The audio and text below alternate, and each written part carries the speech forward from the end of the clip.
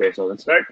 Welcome everybody to the third episode of Tech Talks. In the last episode, we were joined by Brennan Matriano, who interned at Twitter. He talked about his experiences, how he got there, what it took to be able to apply and get accepted into one of the biggest social media companies in the world. He shared his story of applying, but only Twitter being the sole company actually accepting him. But overall, it was a great experience to hear about someone working for one of these companies. Today, we will be joined by Tanya Gupta, a software engineer intern at Apple. She will be chronicling her life story and experiences on how she got here. Without further ado, please welcome Tanya Gupta. Thank you for coming to the show today. Yeah, awesome. Hey everyone. Obviously, my name is Tanya Gupta. If you can't tell, I kind of am the person who matches that picture on that first slide you're hopefully seeing. So just a little bit about me. I am a current junior at Georgia Tech studying computer science with a focus on artificial intelligence and modeling and simulation. As you just heard, I am a current software engineer intern at Apple.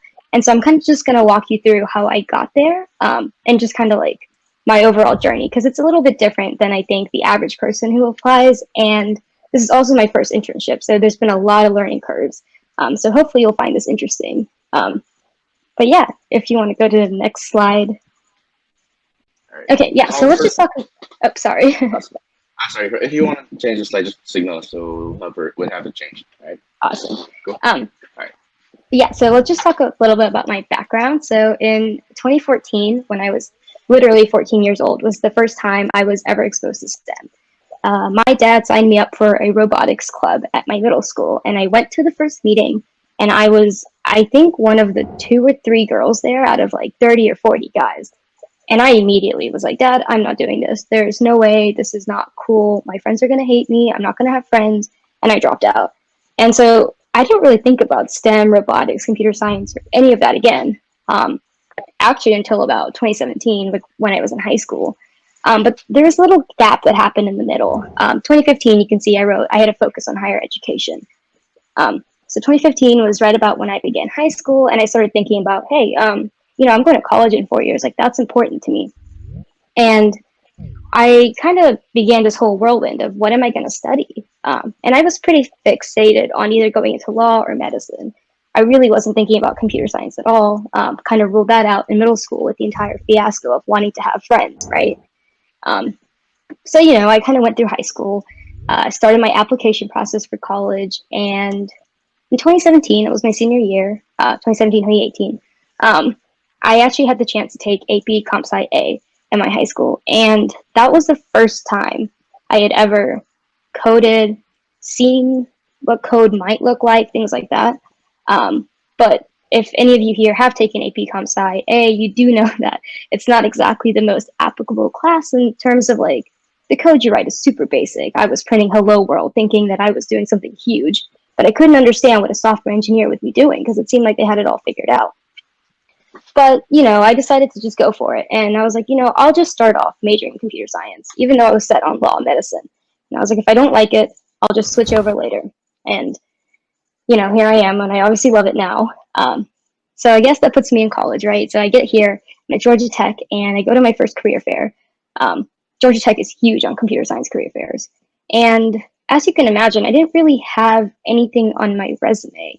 All my extracurriculars in high school had been very law and medicine focused, given that was what I wanted to do. I had done mock trial, I had done all sorts of things like that, but I had never done a computer science project.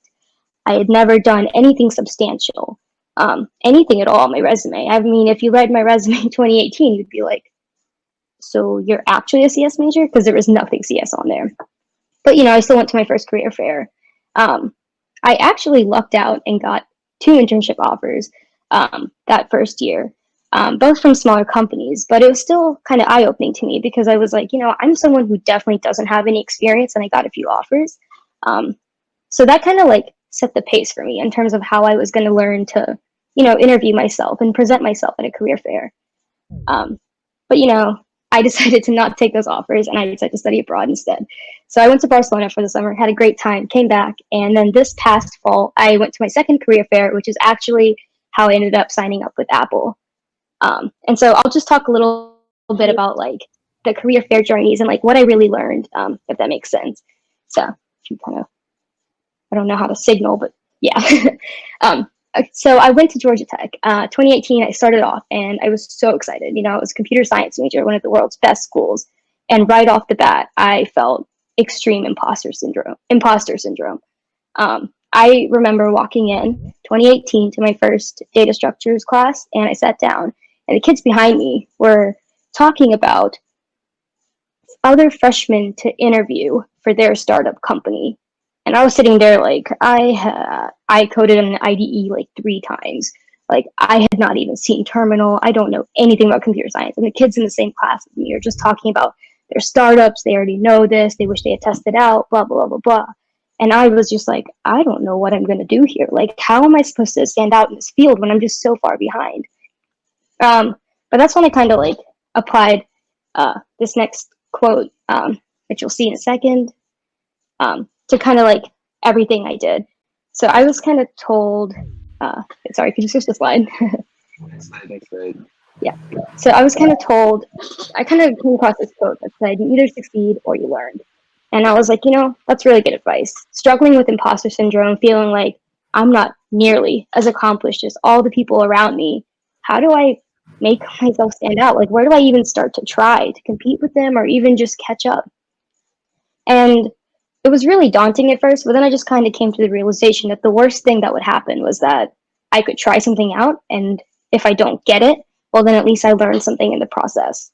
And I kind of took this quote and applied it to like most of my time at Georgia Tech for that first year, up until the first career fair.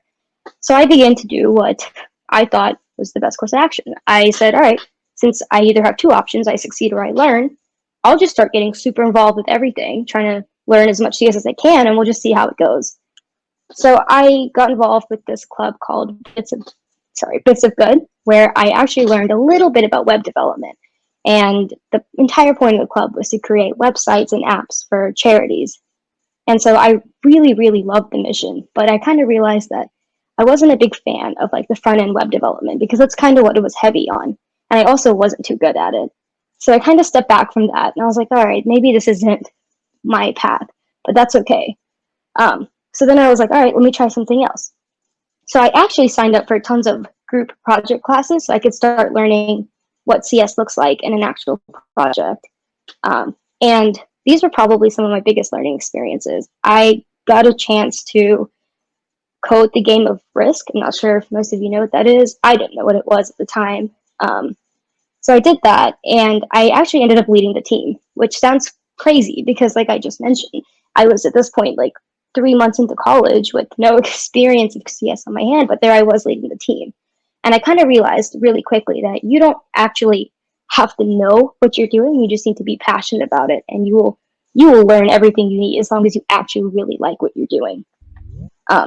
And so I used that, and I went to the career fair my freshman year. And you know, on my resume, I had one line written about CS. I was like working to implement the game of Risk, and you know, recruiters would ask me, they'd be like, "Hey, so tell me more about this," and I would be like, well, you know, we're kind of like a week into the class, so I don't actually have too much information. So it wasn't like the best experience because at that point I just didn't fully understand what it was because the project actually went on into the next semester. But I still was able to land 2 internships that first year, and I think that was primarily because, like I mentioned, they were with smaller companies, and they were kind of very open in terms of like one of them. I was actually asked in an interview, "How do you think the internet works?" And like I mentioned, I had no exposure with STEM or much of that, and I literally gave quite possibly the worst answer. I told him I thought the internet moved through the air through electrons because I did at the time. And I got a call back from the recruiter, and the recruiter was like, "Look, I'm going to be honest with you. The engineers thought that was the funniest answer in the world. We've never heard anyone misunderstand the internet more." And I was like, "All right, you didn't have to call me to tell me I don't know what it is. I already knew that." But they still offered me the job. And I think they did that because throughout my interview, when they asked me, "Hey, like, how do you think that this works?" I was upfront and being honest with what I didn't know. I was like, "Look, I'll be honest here. I don't know too much, but if I had to guess, this is what my guess is." And I went home that night, did a little bit of research, and shot them an email saying, all right, so it looks like my guess was way wrong. This is kind of what I learned, but it might be too late at this point. But I did it anyway, just because I was curious. And so I guess that's kind of like an example of like, you either succeed or you learn. When I sent that email that night, I didn't think I was going to succeed. I just knew I learned what the internet was. But turns out it also turned into success. But I ended up not taking the offer because something was very appealing about spending 3 months in Barcelona. So I did that instead.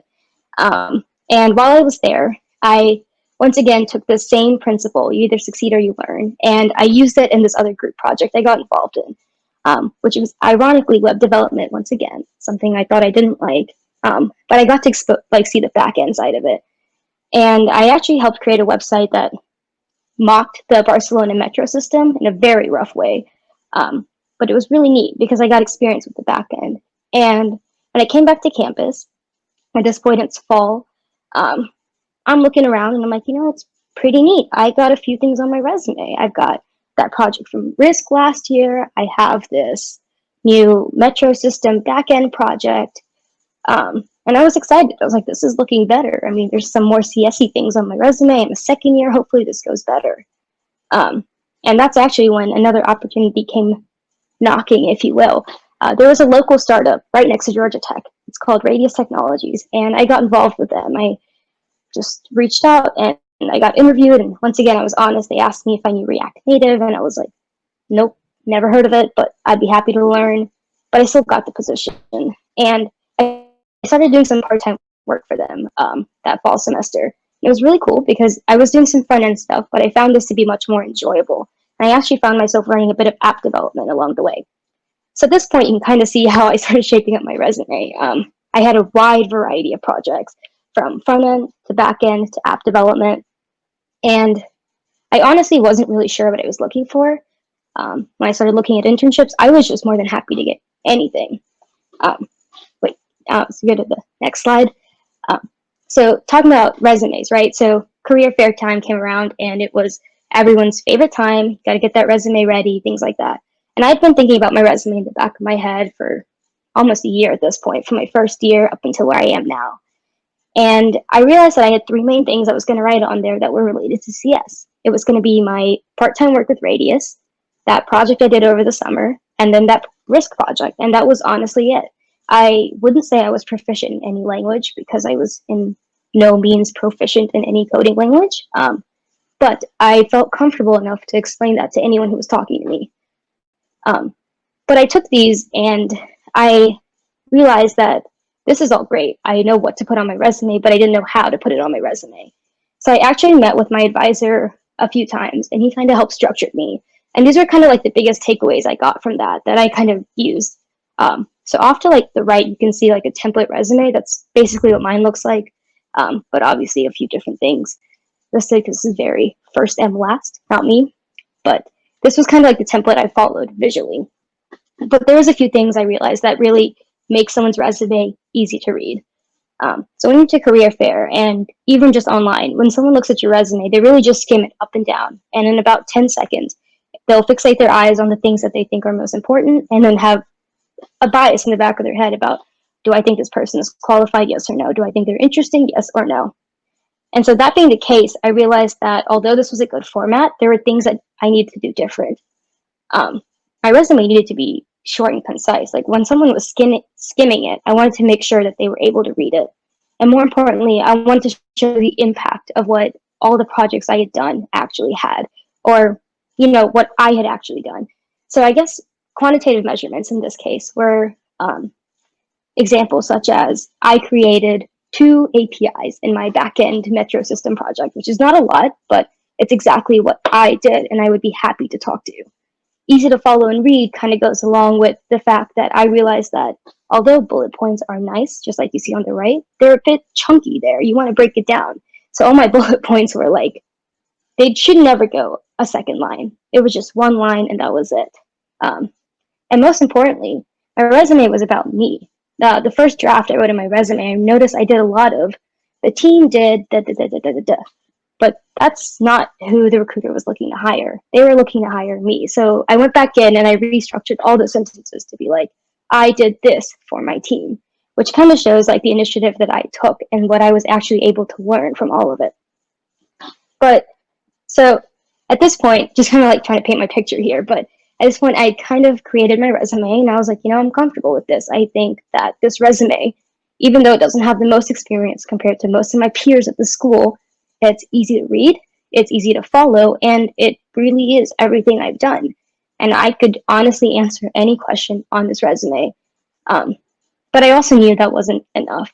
So if you go to the next slide, um, the thing about career fairs that is hard is being able to stand out, right? Because those recruiters, they read hundreds of resumes just in that time that they're at your school.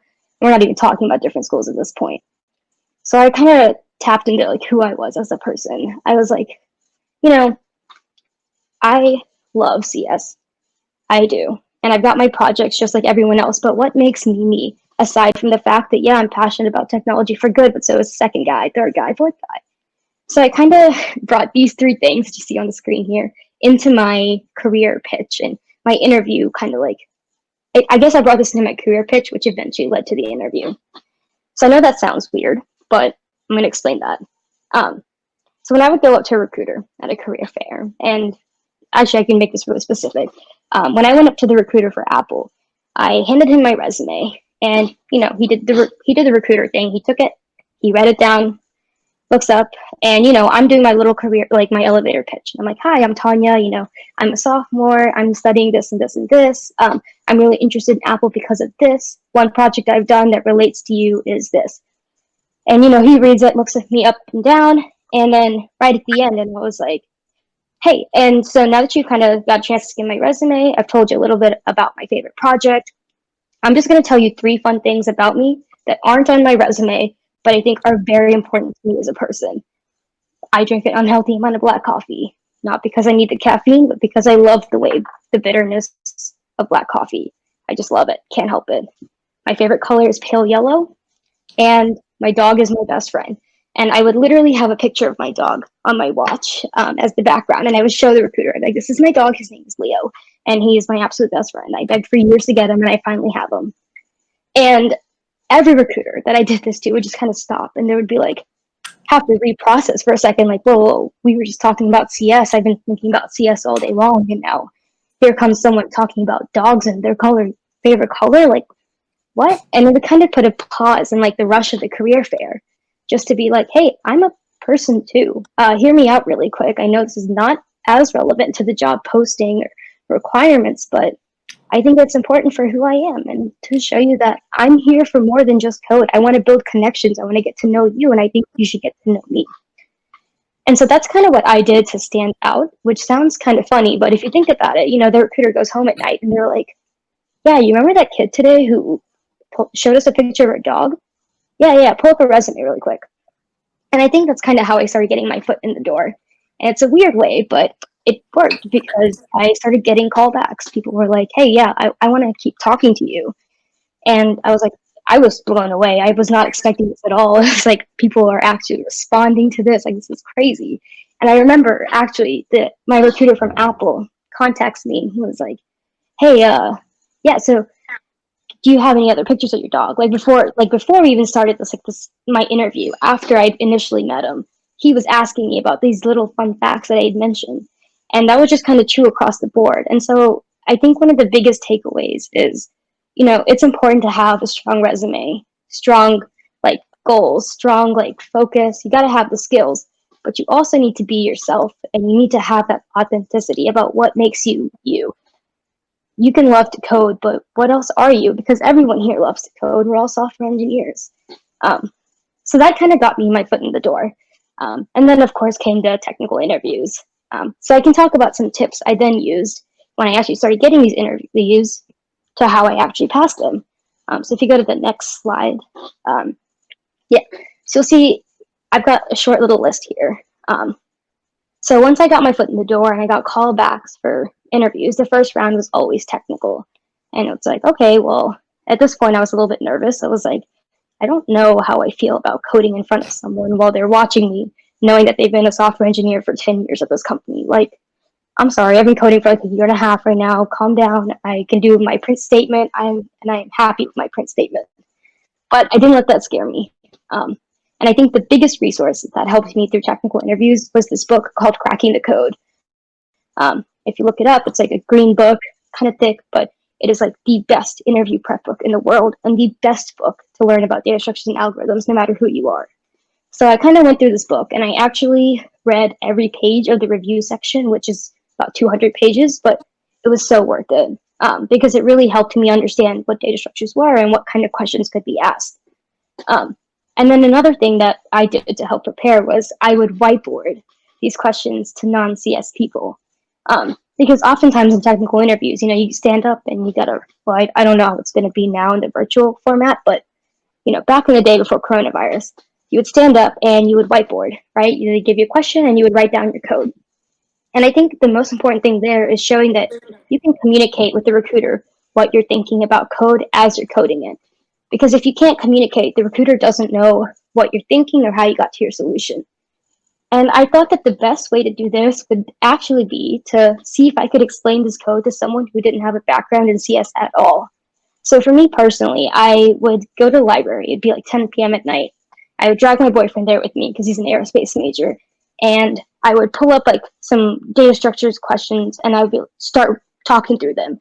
And if he could understand what I was saying, then a recruiter or engineer with experience in this field would definitely understand what I was saying. So that really helped me build confidence in being able to talk about these technical aspects of the interview. And of course, I was just reviewing all my data structures. LeetCode was another great resource to practice typing out code, although I personally found whiteboarding to be more helpful. If you can whiteboard your solution, then you can, of course, type it into a computer. I think whiteboarding and thinking on the spot is a little bit harder. And then another thing I did to prepare for the technical interviews was to prepare a list of questions that I was going to come with. So for me, I would always ask like my engineer recruiter, like, why did you pick this company? I mean, I'm sure you had an extensive background, but why are you here? What was the hardest thing you've had to learn in your role here? And things like that, things that really make them think and show that you're really engaged in the interview. And the last thing is always, always, always ask for feedback. So at the end of any interview, I would just be like, hey, even though I arrived at the solution, like, how would you do it? Is there a way I could have done this better? And actually, I read a little story here. In my Apple interview, I got asked a question that I solved with a hash map.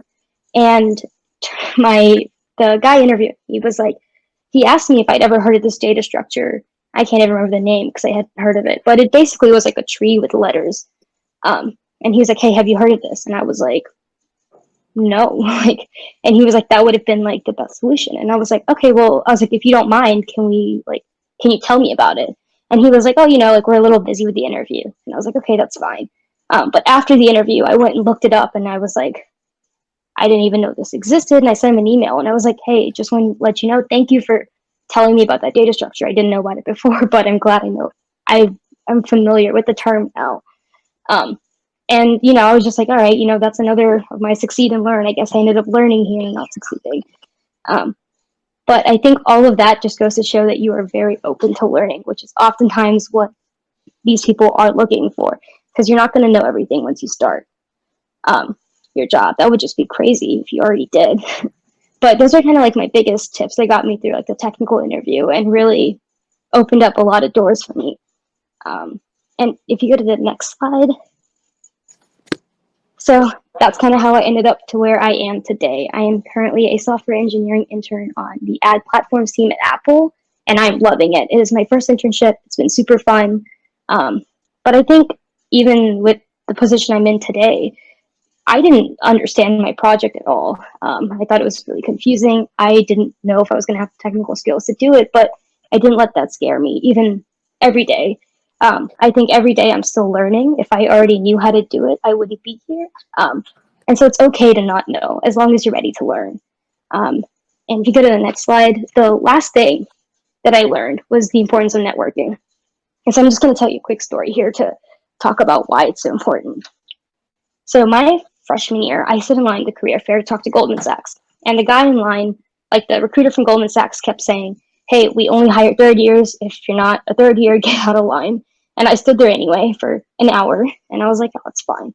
I get up to the recruiter and I give him my resume. And he's like, you're not a third year. Like, did you not hear us telling them to get out of line? And I was like, no, no, no. I'm not applying for a job. I know you only take third years. I just wanted to like come and talk to you about what can I do if I wanted to end up here. I know I'm just a first year, but what do you want to see? Like, what should I do in the next 2 years so that when I'm a third year, you're going to be interested in me? And the guy was blown away that, of course, I waited there for an hour just to learn about like what should I be doing. Um, so he gave me his email and he was like, "Hey, like keep in touch with me. Like, I'd love to like keep, get to know you better." Um, so fast forward a year later, I email him and I was like, "Hey, not sure if you remember me. We met a whole year ago. I was a first year in the line, like, and I kind of explained like what I'd been up to in the past year, like kind of following along what he had said because I'd taken notes, I'd saved that email, and I was like, yeah, this is just kind of what I've been up to. Now, he didn't email me back, but I did get an invite to like a Goldman Sachs like recruiting event on campus, and I went to that, and I ended up meeting the guy there, and he was like, yeah, he goes, I got you invited to this. It was like a little private event.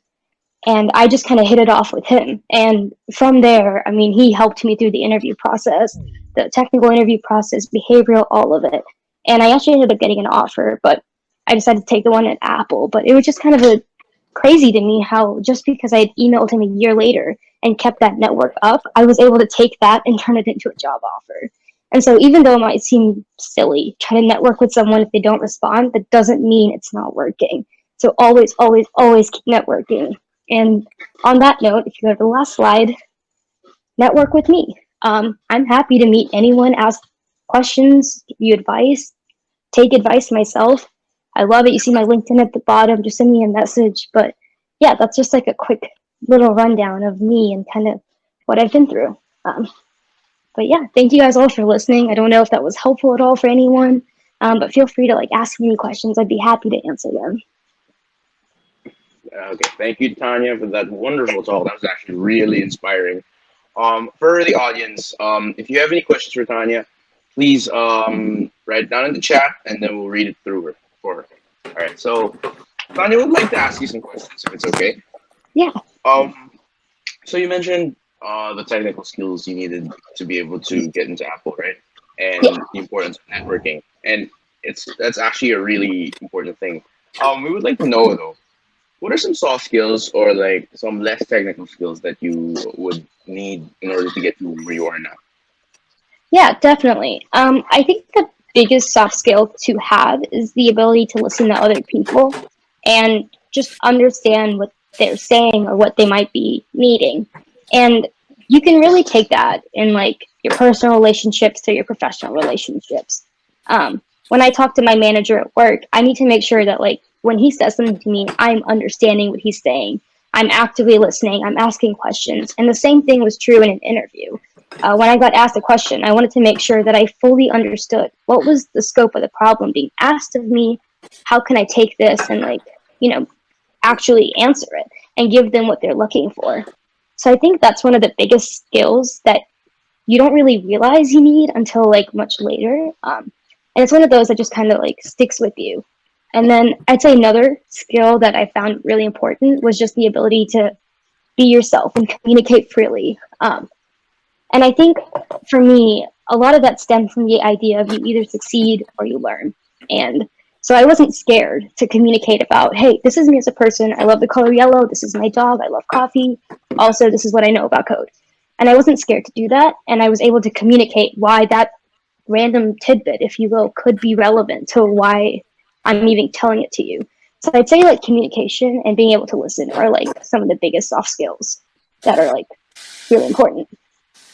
All right, that's really insightful. Okay, yeah. So, yeah. Another question, is your internship on site or remote? Yeah, my internship is remote, just following all the safety guidelines for COVID and travel. So it has been a remote experience, all virtual, but it has been really, really cool. So how's that working out for you though? Like since you were an Okay, intern, how was have you ever, yeah, Yeah, it's actually working out pretty great. I know Apple personally set up tons of like virtual intern events, so it's been really nice, and they've done a good job of making sure that we're still able to connect with people for like a virtual coffee chat or stuff like that. So I think it really is company dependent, but I know that at least at Apple, they have gone above and beyond in making sure that the interns are able to have as much of an intern experience as they can, even though it's virtual. All right, that's nice to hear. That's pretty cool. I know what Yeah. you got for us. Sorry. Okay, yeah. So have you worked on anything in Apple already, and like specific projects or like any programs? Yeah. Sure. Basically, my project, I can tell you about the product I'm working on. So if you go to the App Store and you search for an ad, if you will. You search Instagram, and then you get an ad that pops up, right? It's like shaded in blue, just one. I'm working on that product. It's called the Search Ads feature, and I'm just working on enhancements and things like that.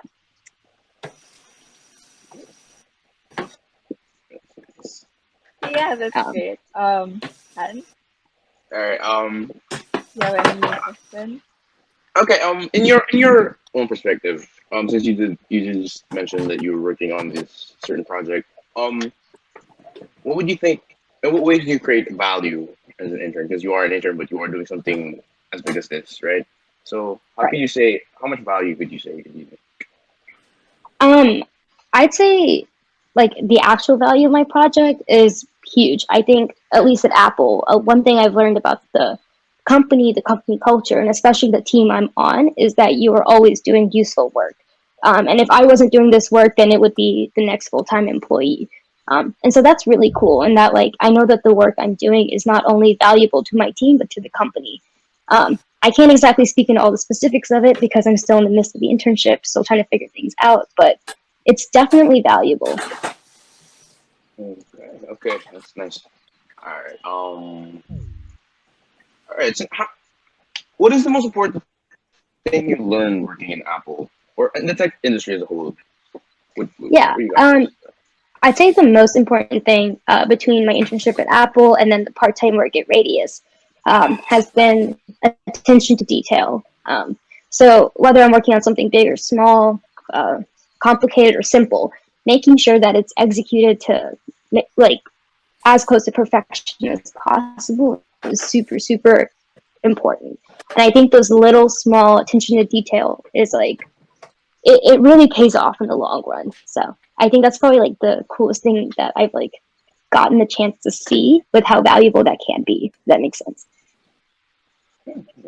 So, Okay, yeah, that's okay, great. so And like I really like your answers because they're really insightful. We'll be checking the questions that the participants ask in the chat.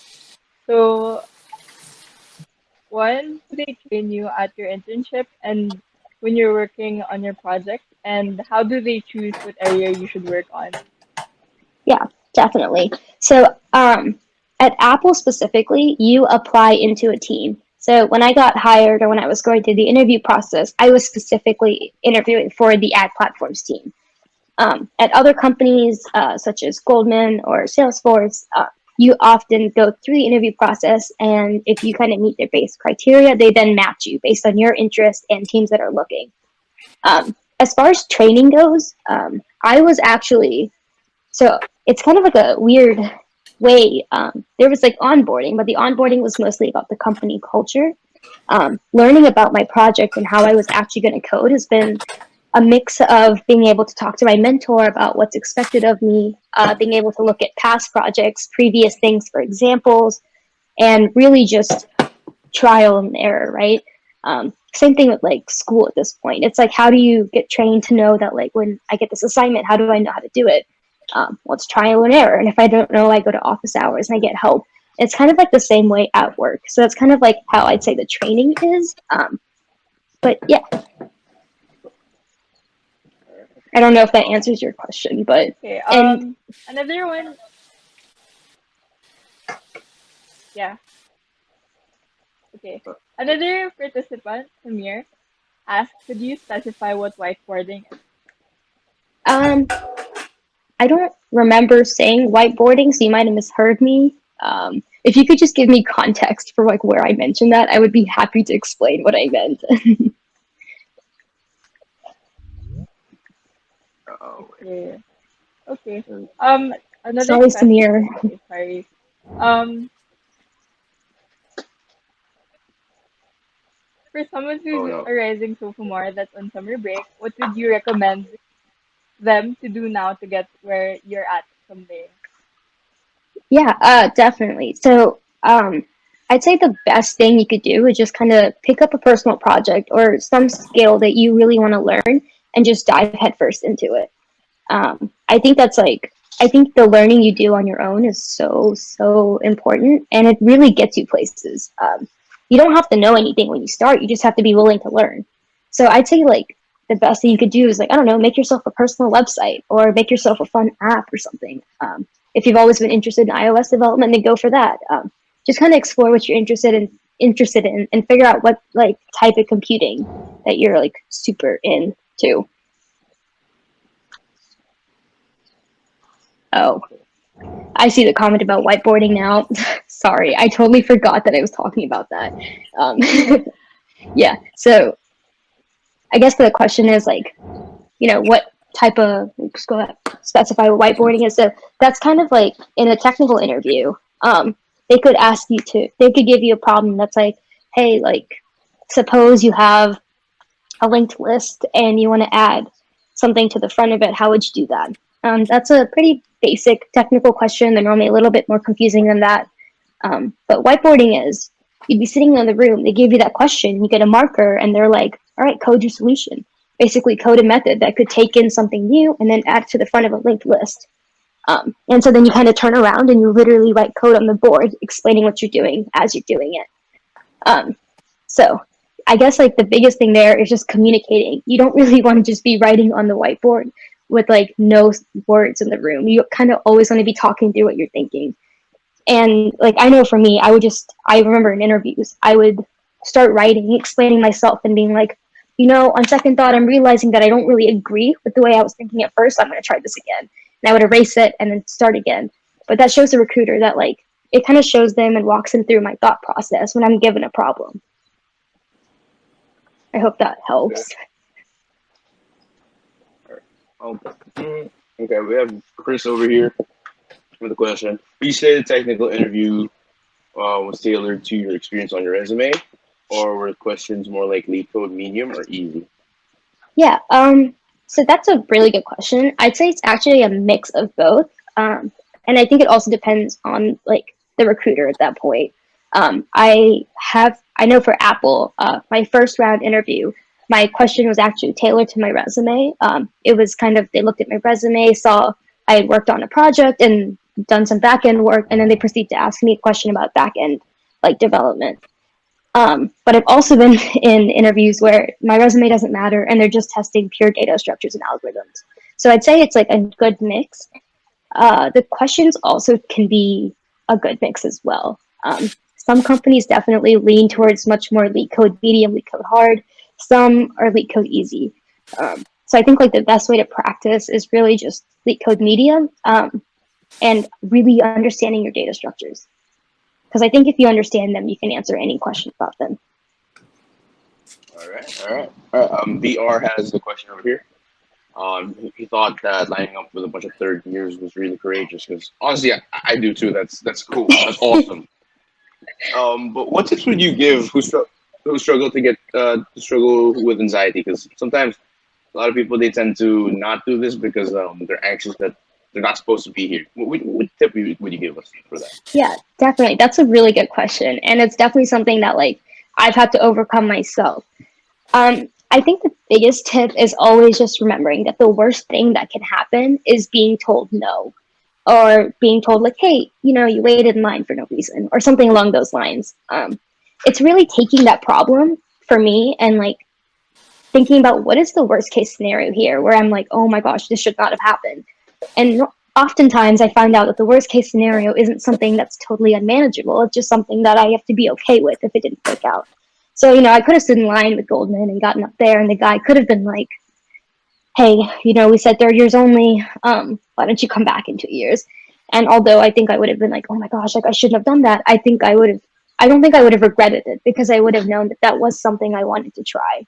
So I think the biggest tips are really just believing in yourself and believing in what you're doing, and then following that up with just looking at what's the worst case scenario and are you okay with that worst case scenario? Because if you are, then go for it. Like, you know what's the worst that could happen and you're okay with it. Okay, that's nice. Okay, I actually have a question. Okay, yeah, because I am wondering if there was ever a time in your journey going to Apple or like in the tech industry, in the tech industry, was there ever a time that you felt like everything was pointless or you were getting tired of what you were doing?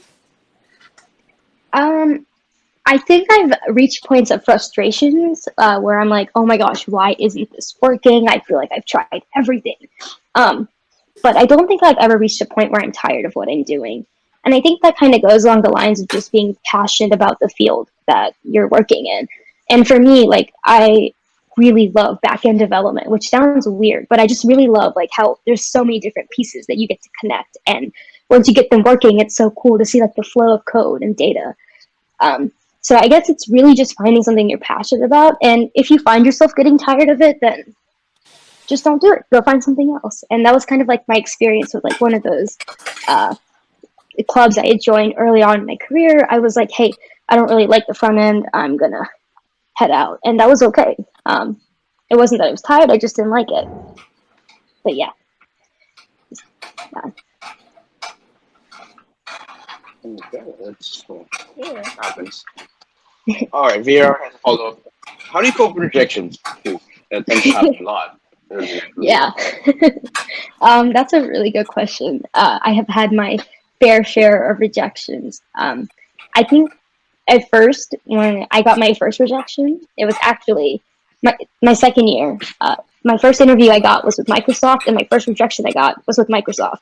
Um, and I was just kind of like, oh my gosh, because this was before the career fair had even happened or recruiting kicked into gear. This was like super early in the process. And I think that first rejection kind of mess with me. I was like, oh my gosh, I'm out of my head. Like, I shouldn't even be trying for like these big internships. So I ended up applying to tons and tons and tons. But with time, I kind of learned that like just because I got rejected does not mean it's the end of the world. There's so many opportunities out there, and maybe not this year. Maybe I'll try again next year. And I kind of realized that if I was going to let a rejection take away from my passionate computing, then I was never really passionate about it. And because I found myself, the day after my Microsoft rejection, my first interview, and I was like, man, this sucks. But the next day, I was like, I still want to keep practicing my data structures. I still want to keep doing this. So I think the best way to cope with rejections is just to be like, okay, so that one didn't work out, but what's next? I like what I'm doing, and I'm going to find a way to do this. So just kind of keeping that mindset. It's a good mindset to keep. All right. All right. Samir has a follow up. What's your input on hackathons? I love them. I think they're super fun. I think they're like really big learning experiences. I actually did a hackathon my freshman year. It was my first time doing app development. We made like a really simple math game. Like literally, it was like basically you click the block and the number would increment, and it was super easy. And obviously did not win, but it was still so much fun because I got to learn a little bit about Swift and the playground and things like that. So definitely do them. I think they're lots of fun. All right. All right. All right. Hannah, you want to take over? What do you got for us? Okay. Um, okay, Nathaniel has a question here. When first starting at Apple, did you go in a lot of knowledge in the matter already, or was it more so learning on the go? Yeah, that's a great question. I'd say it's a mix. I definitely went in with a bit of knowledge. I had reached out to actually my mentor and my manager both did an exceptional job of reaching out to me before the internship, kind of letting me know what project I would be working on and what to expect. So I did my own little bit of research, read up on like back end stuff, some technologies that they were using. Sorry, but now that I'm there, I'm still learning as I go. I learn every day. Like today, I learned about exceptional handling for like status codes, like how to map those. And so I keep learning things every day. But that doesn't mean like I didn't know anything when I began. So it's like a little mix. Yeah, and that's really important to know because some people think Uh, that getting into the tech industry is really all about you have to know about everything. So it's a really good input. Yeah. Um, Yeah, you definitely don't need to know everything. You just need to be ready to learn and show that you will take that initiative to learn if you don't know what it is. okay, yeah. Another question um, here. As a student who is just now entering the world of CS, all this is very breathtaking and truly inspiring. As I progress through my academics, would you recommend searching for entry-level internships so that you can build a foundation in one of the specific type of code, or would you recommend to build a strong basis across various types of code and then opening up to various internships that catches your interest? Uh, yeah, that's a good question. I guess I'm still trying to figure that one out on my own as well. I think I think the best answer there is to really just do what you're interested in. So if you find like one type of code or like one type of development or even just a language that you love and you're like, I don't really care about learning anything else, then go crazy, learn that, go deep into that. But if you're like me and you're just starting out and you don't really know what you're interested in, then sure, yeah, look across all different types of code, experience them all, and figure out what part interests you. Um, so I'd say it's really like a personal decision. Just kind of figure out what are you looking for and like what are you passionate about, which is a hard question to answer. So that's why I think it's sometimes easier to start off with like various types. Um, yeah, all right, nice. Very interesting. For we have last two questions. These are the last two questions from the chat. Then we'll be awesome. opening the floor to anyone who might wanna ask live. All right. From Adaora. I'm sorry if I mispronounced that. Do you have friends in CS? How do you navigate those friendships, and do you help each other out? 100% yes, yes, yes. I'd say my friends are the reason that I am not dropped out of college. They make it bearable, they make it fun, and they kind of keep you going. So make those friends in CS. They're going to be helpful for homework, projects, and I don't know, like it's just fun. Like make friends, get out there. Although I love like coding and being passionate, I also love being social. I'm an extrovert and I love having friends. So do that. Make sure you're like balanced, if you will. Hmm. All right. And yes, we That's do the help final each other question from out. VR Oh, from the sorry, chat. and we do help each other out professionally, in that we can give each other like referrals and things. So get those connections, build your Hmm. network. I like that. That's nice. All right. That final question from the chat from VR. What tips would you give for people who miss doing a lot of things they could have done in college? Like people who were about to graduate but failed to build their profile, failed to network, failed to build their resume, basically. What tips would you give them? Well, it's never too late and it's never too early. Just because you're about to graduate, that doesn't stop you from starting now. You can do all of that right now in the position you're in, and I think like connect with me. I'd be happy to like connect you to other people I know if you have like another interest or something that I know one of my friends is super passionate about. So just go for it. Don't ever feel like you missed an opportunity because of a time constraint, because you can make the best of every time. And you can, although it might not be all the way the same, there's still like things you can do. You can still do personal projects. You can still like cold message people on LinkedIn, which is actually how I found out about TechOpps. So feel free to do that. Just get yourself out there. All right, all right.